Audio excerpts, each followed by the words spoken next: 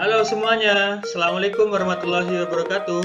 Ketemu lagi dengan saya, Andrian Kristanto, dalam pembelajaran online Bahasa Indonesia. Saya Andrian Kristanto dari SMK Negeri 1 Bawang. Baik teman-teman semua, hari ini kalian akan mempelajari materi teks biografi. Jadi tolong disimak baik-baik videonya sampai selesai ya. Tidak boleh ada yang skip.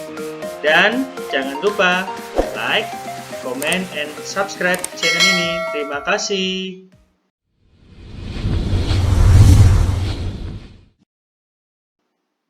Ya, belajar dari biografi oleh Andrian Kristanto. Nah, di sini kalian akan mempelajari ada beberapa hal yang harus kalian pelajari. Yang pertama, dalam indikator pencapaian kompetensi yang nantinya kalian akan dapatkan dalam teks biografi ini, yang pertama nanti kalian akan mampu mengidentifikasi ciri-ciri teks biografi itu sendiri dari segi isinya. Kemudian yang kedua, nanti kalian akan mengidentifikasi struktur teks biografi itu apa saja. Jadi setiap teks pasti memiliki struktur. Kalian sudah paham itu semua. Kemudian yang ketiga, menemukan pola penyajian karakter unggul dalam teks biografi. Selanjutnya yang keempat, nanti kalian akan mampu mengidentifikasi kepribadian unggul yang dapat diteladani oleh tokoh. Maksudnya tokoh biografi itu sendiri. Dan yang terakhir, kalian nanti harus bisa menjelaskan cara meneladani karakter unggul tokoh dalam teks biografi yang nantinya kalian akan kerjakan itu. Nah, ini adalah kelima indikator pencapaian kompetensi yang harus kalian pelajari semuanya. Jadi sekali lagi yang pertama, kalian mampu mengidentifikasi ciri teks biografi itu nanti apa saja. Kemudian kalian juga harus mampu mengidentifikasi strukturnya. Selanjutnya kalian harus mampu menemukan pola bagaimana penyajian karakter unggul di dalam teks biografi. Kemudian yang keempat, mengidentifikasi kepribadian unggul yang dapat diteladani oleh tokoh biografi. Dan yang terakhir, kalian harus mampu menjelaskan cara meneladani tokoh karakter unggul dalam teks biografi itu, ya, dalam bentuk nanti dalam teks eksposisi. Itu indikator pencapaian kompetensi yang harus kalian dapatkan nanti dalam pembelajaran kali ini. Baik, selanjutnya. Nah, sebelum kita masuk ke materi, ada beberapa tokoh akan saya coba tampilkan. Nanti kalian harus mampu menentukan siapa tokoh ini. Nah, yang pertama. Nah, di sini ada gambar. Siapa dia? Kalian pasti sudah tahu itu semua ya. Karena ini merupakan tokoh yang sudah membuat Indonesia itu lebih baik lagi dari segi teknologi. Nah, saya berikan clue-nya. Yang pertama, beliau adalah Presiden ketiga Republik Indonesia. Nama dan gelar lengkapnya adalah Profesor Dr. Ing Dr. SC MLT. Nah, ini siapa ini? Nah, kemudian ada clue lagi yang kedua. Beliau dilahirkan di Parepare. Ya, Parepare itu di Sulawesi Selatan pada tanggal 25 Juni 1936. Ayo, siapa dia? Masih belum tahu juga, saya berikan clue yang ketiga. Nah, beliau merupakan anak keempat dari 8 bersaudara. Nah, ya, anak keempat ini. Dari pasangan Alwi Abdul Jalil Habibi dan R.A. Tuti Marini Puspo Wardojo. Nah, itu orang tuanya ya. Jadi orang tuanya itu yang dari pasangan Alwi dan Marini. Tadi saya sudah memberikan clue-nya, ada sedikit kata-kata di situ. Kalian pasti sudah tahu ini semua. Nah, ini yang terakhir. Beliau menikah dengan Hasri Ainun. Nah, Ainun. Ini sudah difilmkan juga ya. Dalam kalau tidak salah ada 3 film di sini yang sudah pernah difilmkan. Kemudian dikaruniai 2 orang putra yaitu Ilham Akbar dan Tarik Kemal. Sudah tahu ya? Iya. Beliau adalah B.J. Habibie. Apa itu? BJ-nya itu apa? BJ-nya? B.J. Habibie. Ada yang tahu kepanjangannya? Ya, betul sekali. Baharudin Yusuf Habibie. Ya, beliau adalah Presiden ketiga Republik Indonesia. Nah, sudah tahu ya semuanya ya. Baik, selanjutnya. Nah, di sini ada foto. Siapa dia? Kalau ini mungkin kalian belum terlalu familiar, ya, belum terlalu terkenal. Tapi sebenarnya beliau sudah terkenal di internasional, sudah terkenal di khususnya di Amerika, ya. Karena dari tangan beliau ini terciptalah karakter-karakter yang hingga saat ini sangat digemari dari kalangan anak-anak hingga dewasa. Saya sendiri juga sangat menyukai karakter-karakternya. Siapa dia? Ada clue-nya di sini. Yang pertama, sosok yang rendah hati ini memilih tinggal di kampung halamannya, Desa Tenggur, Kecamatan Rejo Tangan, Tulung Agung bersama istri dan seorang anaknya. Siapa dia? Coba diterka-terka siapa dia? Mungkin di sini kalau yang eh, apa namanya? Menyukai beberapa karakter tokoh film seperti DC Comics seperti itu, kalian pasti sudah tahu ini. Dari kampung halamannya, karyanya, nah ini ya, sapaan akrab mampu menembus dunia, bahkan dia disodori kontrak eksklusif sebagai pensiler oleh penerbit raksasa Amerika, DC Comics. Nah, itu ya, DC Comics. Beliau lulus kuliah tahun 2004 dari jurusan Desain Komunikasi Visual Universitas Negeri Malang. Ia sempat bekerja sebagai tukang layout, ya, kemudian ilustrator dari sebuah penerbitan. Sudah ada yang tahu di sini? Ya, dia adalah Ardian Syaf, komikus. Beliau ini menciptakan beberapa karakter istimewa, seperti contohnya ada Batman, Superman waktu itu. Ya, walaupun bukan sepenuhnya karakter itu dari beliau, tapi ketika ada film yang sangat terkenal waktu itu, dia menciptakan karakter dengan tampilan yang baru. Kemudian karakter ini disetujui oleh DC Comics dan dijadikan tokoh di beberapa film ke depan ini. Dia adalah Ardian Syaf, komikus terkenal di Amerika yang berasal dari Indonesia. Kita patut bangga ya. Nah, ini ada dua tokoh, jadi ini permulaan supaya kalian bisa nantinya masuk ke dalam materinya, karena materi kita ini adalah materi biografi ya. Khususnya kita akan mempelajari tokoh-tokoh, kemudian nanti hal-hal yang patut kita teladani dari beliau ini nanti kita akan jadikan sebagai sebuah panutan atau keteladanan. Selanjutnya kita masuk ke materinya. Yang pertama ada ciri-ciri biografi. Saya jelaskan satu persatu. Pasti biografi memuat adanya tokoh, ya. Tokoh publik yang diceritakan secara naratif. Ada yang tahu naratif itu apa? Ya, naratif ini merupakan cerita yang dikarang secara kronologis. Waktunya itu jelas. Urutan waktu dari ketika mulai dia lahir, kemudian sampai profesinya. Selain itu ada prestasi-prestasinya diceritakan secara kronologis. Kemudian yang kedua, tokoh yang dimaksud harus memiliki hal yang patut diteladani. Ini poin pentingnya di sini.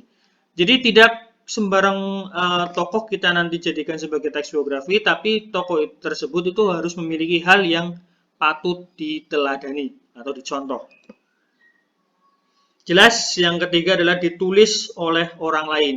Jadi bedanya biografi dengan teks yang sejenis, yaitu ada teks autobiografi. Kalau biografi ditulis oleh orang lain, kalau autobiografi ditulis oleh sendiri. Kemudian yang keempat, ditulis berdasarkan fakta. Nah ya, di sini ada istilah pentingnya, itu adalah fakta. Jadi biografi itu tidak boleh dikarang-karang, tapi harus memiliki data-data yang valid dan dapat dipertanggungjawabkan. Bukan menceritakan suatu peristiwa, tetapi menceritakan hal-hal yang menarik dan ada kemudian dialami oleh orang tersebut. Jadi ini sambung menyambung dengan fakta tadi, harus dapat dipertanggungjawabkan kebenarannya. Selain itu harus menarik, peristiwanya itu harus menarik dan dapat diteladani. Itu adalah ciri-cirinya. Lanjut, Kita masuk ke strukturnya. Tadi di indikator selanjutnya yaitu kita harus mengetahui atau kalian nanti dapat mengetahui struktur pembangun dari teks biografi. Yang pertama yaitu adalah orientasi. Seperti biasa ya, pada teks-teks juga sebelumnya juga seperti itu, pasti ada orientasi. Ya. Di sini yang dimaksud dengan orientasi adalah berisi informasi mengenai latar belakang kisah atau peristiwa yang akan diceritakan selanjutnya, kemudian membantu pendengar atau pembaca. Informasi yang dimaksud berkenaan dengan ihwal siapa, kapan, di mana, dan mengapa tokoh ini dijadikan sebuah teks biografi. Siapa dia tadi, seperti contohnya pada gambar yang pertama itu ada B.J. Habibie. Kemudian kapan B.J. Habibie itu dilahirkan, kapan dijadikan sebagai Presiden RI yang pertama, kemudian di mana ia tinggal, gitu ya, di mana dia dilahirkan, seperti itu. Kemudian mengapa? Nah, ini mengapa menjawab bagaimana kisah-kisah pentingnya dia atau hal-hal yang patut diteladani dari beliau, prestasi-prestasi apa saja, seperti itu. Kemudian yang kedua, kejadian penting. Ini atau important event record of event. Maksudnya adalah berisi rangkaian peristiwa-peristiwa yang disusun secara kronologis. Kronologis, sekali lagi, kronologis ini maksudnya adalah urut waktu yang jelas, dari awal hingga akhir. Kemudian menurut urutan waktu yang meliputi kejadian-kejadian utama yang dialami oleh tokoh. Jadi tidak semuanya diceritakan, tetapi hal-hal penting saja, hal-hal yang dapat diteladani saja yang diceritakan, seperti itu ya. Kemudian yang ketiga adalah reorientasi. Ini berisi komentar evaluatif atau pernyataan simpulan mengenai rangkaian peristiwa yang sudah dialami oleh tokoh. Jadi tadi setelah diceritakan bagaimana kejadian-kejadian pentingnya, kemudian disimpulkan lagi, ya, disimpulkan lagi. Ini adalah ketiga struktur teks biografi. Sekali lagi, yang pertama adalah orientasi, yang kedua adalah kejadian penting, dan yang ketiga adalah reorientasi. Oh ya teman-teman, mohon maaf nanti kalau suaranya kurang jelas karena keterbatasan sarana dan prasarana saya untuk menyampaikan materi ini. Tetapi semoga materi ini dapat nantinya membantu kalian dalam pembelajaran di rumah ya. Selanjutnya, nah setelah tadi saya sudah sampaikan strukturnya, saya akan memberikan contohnya satu persatu. Dari yang pertama, orientasi. Tadi berisi apa saja? Ya, berisi siapa, kapan, kemudian di mana, dan mengapa, gitu ya. Siapa? B.J. Habibie. Ya, ini ya. B.J. Habibie adalah salah satu tokoh panutan dan menjadi kebanggaan bagi orang banyak di Indonesia. Nah, ini ya, menjawab siapa. Kemudian, kapan? Nah, kapan beliau dilahirkan? Beliau dilahirkan di Parepare. Ya, kemudian di mana? Sulawesi Selatan, gitu ya. Parepare, Sulawesi Selatan pada tanggal berapa? 25 Juni 1936. Nah, ini menjawab di mana dan juga kapan. Seperti itu ya. Kemudian diceritakan secara singkat bagaimana silsilah keluarganya di sini ya. Dia dilahirkan oleh pasangan Alwi dan juga Tuti, seperti itu. Pada tanggal 1962, kemudian diiringi oleh dua orang putra yaitu Ilham Akbar dan Tareq Kemal, seperti itu. Ini contoh orientasi. Kemudian yang kedua, contoh bagian kejadian penting. Nah ini ya, ini adalah tubuhnya. Kalau tadi itu adalah pengenalnya, sekarang bagian tubuhnya. Yang pertama, Habibie menjadi yatim sejak bapaknya meninggal dunia. Ini hal-hal penting yang diceritakan ya. Jadi tidak semuanya diceritakan, tetapi hal-hal utama saja yang diceritakan. Habibie menjadi yatim sejak bapaknya meninggal. Kemudian hal pentingnya ini adalah di Indonesia Habibie menjadi menteri. Nah ini sebelum menjadi presiden, beliau itu diangkat sebagai menteri negara Ristek ya. Nah ini ya, kepala BPPT selama 20 tahun. Ya, kemudian sampai beliau menjadi wakil presiden RI. Ya, waktu itu kalau tidak salah ada Pak Harto menjadi presiden, kemudian setelah Pak Harto itu lengser karena reformasi 1998, kalian masih ingat? Atau mungkin kalian belum lahir ya. 1998 itu ada reformasi besar-besaran, kemudian Pak Harto turun. Nah, kemudian otomatis Pak Habibie ini diangkat menjadi presiden. Tapi di sini Pak Habibie kalau tidak salah waktu itu tidak lama gitu ya, hanya berselang 1 tahun lebih menjadi presiden. Kemudian mengundurkan diri ya, karena ada beberapa hal di situ, dan beliau mengundurkan diri atau tidak ikut lagi dalam putaran selanjutnya. Kemudian hal penting lain adalah dalam masa jabatannya, ya ini ya, dalam masa jabatan singkat yang tadi saya jelaskan, jadi beliau hanya menggantikan Pak Harto menjabat sekitar 1 tahun, kemudian dia ada pemilihan presiden lagi, beliau tidak ikut dalam pemilihan itu. Nah, ini kejadian-kejadian penting yang diceritakan di dalam tubuh teks biografi B.J. Habibie. Selanjutnya, reorientasi. Ya, tadi reorientasi adalah simpulan. Jadi, simpulan setelah dari diceritakan sebagaimana mestinya di dalam tubuhnya itu, kemudian diringkas atau disimpulkan. Turun dari jabatan presiden, Habibie kembali ke Jerman bersama keluarganya, sama persis seperti film ya, film Habibie Ainun waktu itu ya. Setelah beliau menjabat, kemudian dia pulang lagi ke Jerman ya. Dan pada tahun 2010, singkat cerita saja di situ, Ibu Ainun meninggal dunia karena kanker. Kemudian sebagai Habibie kemudian membuat tulisan-tulisan kenangan Ainun dan dipublikasikan ke dalam buku, dibukukan ya, menjadi Ainun Habibie, kemudian difilmkan. Ini reorientasi ya, jadi simpulan. Sekali lagi, reorientasi adalah simpulan dari keseluruhan cerita. Itu ya, tadi strukturnya yang sampai lupa. Yang pertama ada orientasi, kemudian kejadian penting, dan yang ketiga adalah simpulannya.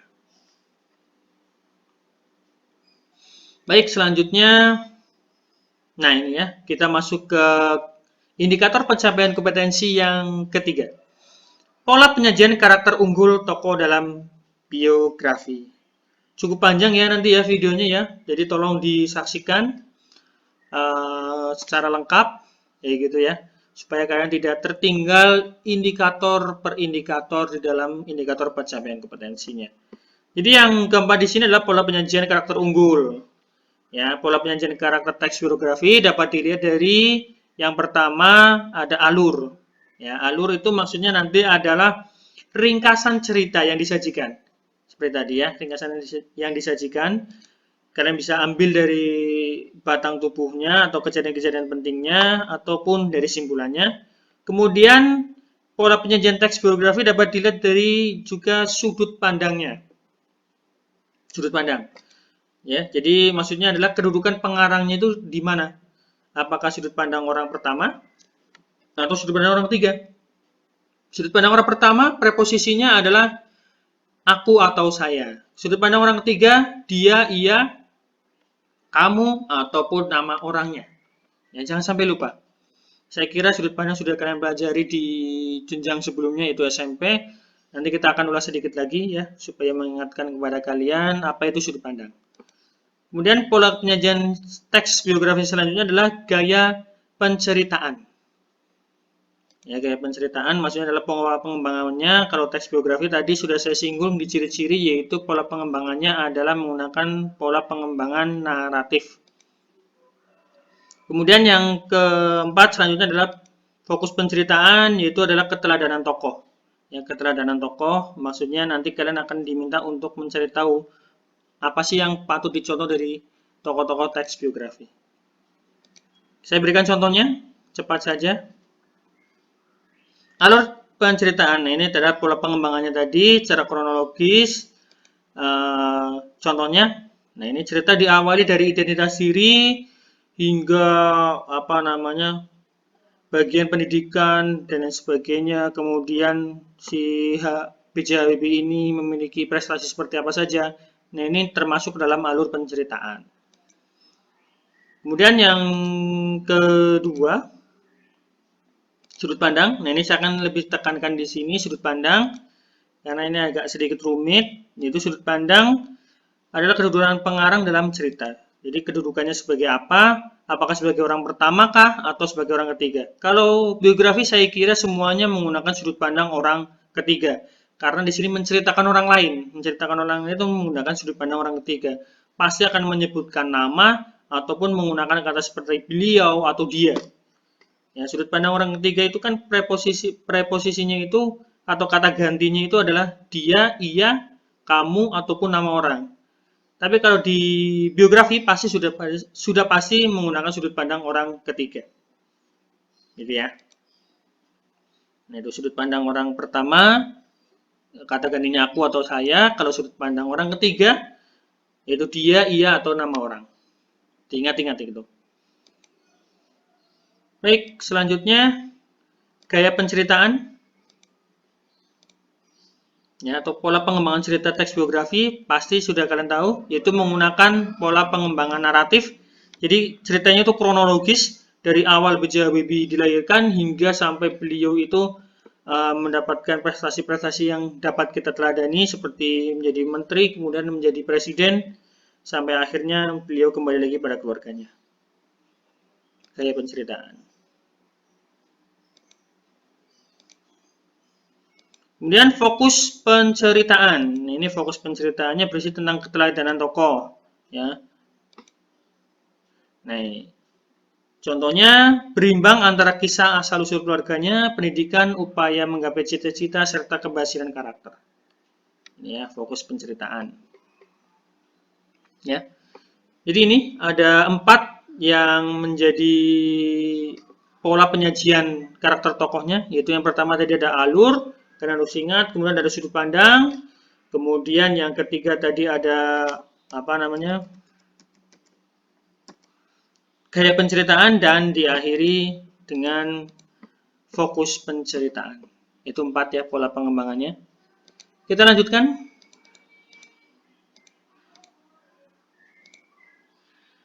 Nah, ini mengidentifikasi keteladanan tokoh, ya. Maksudnya adalah tokoh yang diriwayatkan hidupnya ditulis dalam biografinya. Jadi kita nanti di sini akan mengetahui bagaimana cara mengidentifikasi keteladanan tokoh dari B.J. Habibie ataupun tokoh-tokoh yang lain. Kalau saya berikan di sini contohnya menggunakan B.J. Habibie semua ya. Nah, ini contohnya mengidentifikasi keteladanan tokoh Baharudin Yusuf Habibie.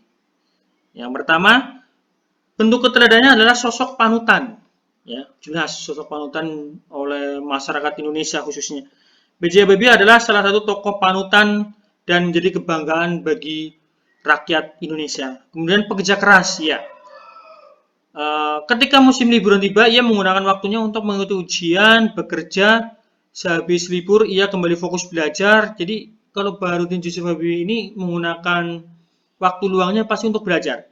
Selain itu, ketika dia sudah selesai kuliahnya, kemudian dia bekerja keras seperti dalam film-filmnya itu ya, sampai larut malam. Kemudian apalagi ketika beliau masuk ke dalam pemerintahan Indonesia, sangat luar biasa sekali bekerjanya sampai beliau itu lupa akan istirahat. Kemudian yang ketiga, berbakti kepada orang tua. Ya, demi ibunya yang telah berusaha payah membiayai hidupnya, Habibie belajar dengan sungguh-sungguh ya sampai beliau lulus menjadi profesor ya dalam dunia penerbangan. Ini contoh bagaimana mengidentifikasinya. Kalian bisa lihat dari kutipan-kutipan teksnya, kemudian bentuk keteladanannya itu seperti apa. Nanti kalian harus mampu mengidentifikasi seperti itu. Lanjut. Nah, ini yang terakhir, indikator yang terakhir adalah menjelaskan cara meneladani tokoh. Ya. Nah, di sini yang pertama adalah berbakti kepada orang tua. Cara meneladaninya seperti apa? Ya, gitu ya. Tadi berbakti kepada orang tua berarti cara meneladaninya adalah berbakti kepada orang tua. Kita lakukan dengan cara yang selalu menaati nasihatnya serta berusaha membuat orang tua itu bangga kepada kita. Yang kedua, kalian juga dapat berbakti kepada orang tua dengan cara saya juga akan belajar dengan giat ya sebaik-baiknya. Dan yang terakhir, saya akan belajar dengan giat agar dapat masuk jurusan atau universitas atau jenjang yang lebih baik lagi. Ya, itu bagaimana cara meneladani tokoh atau menerapkannya kepada diri kita sendiri. Jadi setelah tadi kalian mempelajari tokoh-tokohnya, dan ini adalah goalnya yang terakhir, kalian harus mampu bagaimana cara mengaplikasikannya kepada dunia kita atau dunia nyata kita ya. Berbakti pada orang tua berarti kita harus mau dalam dinasehati, kemudian membuat orang tua bangga dengan cara belajar, giat belajar sampai bisa lulus masuk ke universitas atau pendidikan yang lebih baik lagi. Ini adalah pembelajaran kita hari ini. Mohon maaf banyak sekali kekurangan karena di sini sarana dan prasarana yang saya gunakan cukup seperti ini saja. Jadi mungkin kalian nanti dapat belajar lebih giat lagi dengan berbagai media seperti itu ya.